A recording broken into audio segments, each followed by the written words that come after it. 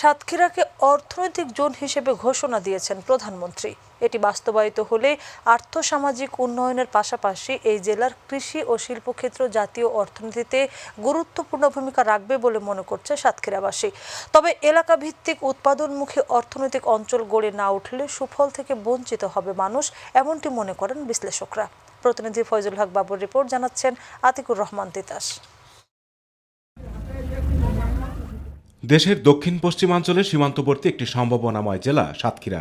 সুন্দরবনের কোল ঘেঁষে গড়ে ওঠা কৃষিতে সমৃদ্ধ এই জেলার উৎপাদিত পণ্য জেলার চাহিদা মিটিয়ে দেশের অভ্যন্তরে ও বিদেশে রপ্তানি করে দেশের অর্থনীতিতে রাখছে গুরুত্বপূর্ণ অবদান।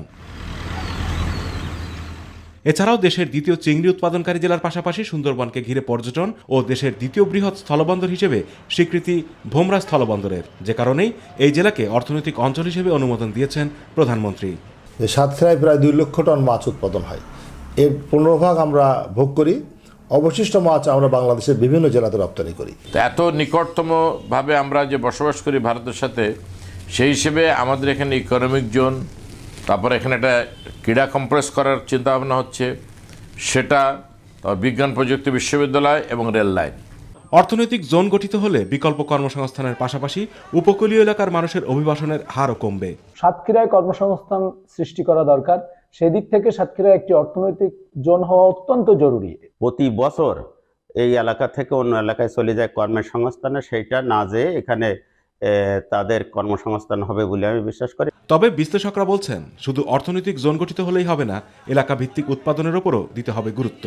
এখানে অর্থনৈতিক অঞ্চলটা সাতক্ষীরার উৎপাদনমুখী জিনিসের উপরে নির্ভর করে গড়ে উঠুক।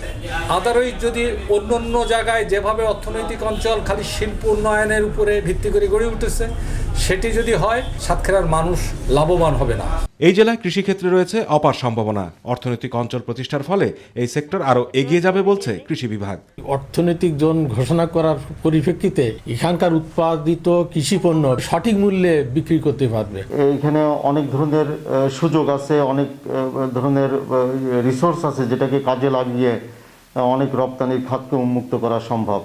ইতোমধ্যে অর্থনৈতিক অঞ্চল প্রতিষ্ঠার জন্য জমি বরাদ্দ দেওয়া হয়েছে বলে জানালেন জেলা প্রশাসক। এই অর্থনৈতিক অঞ্চলটি প্রতিষ্ঠার জন্য একটি জায়গা আমরা প্রাথমিকভাবে সিলেক্ট করেছি। সেখানে আমাদের সরকারি খাস জমি কিছু রয়েছে, আরও কিছু হয়তো অ্যাকোয়ার করা লাগবে। সেটা আমরা ইতিমধ্যে অর্থনৈতিক অঞ্চল কর্তৃপক্ষের নিকট প্রস্তাব আকারে প্রেরণ করেছি।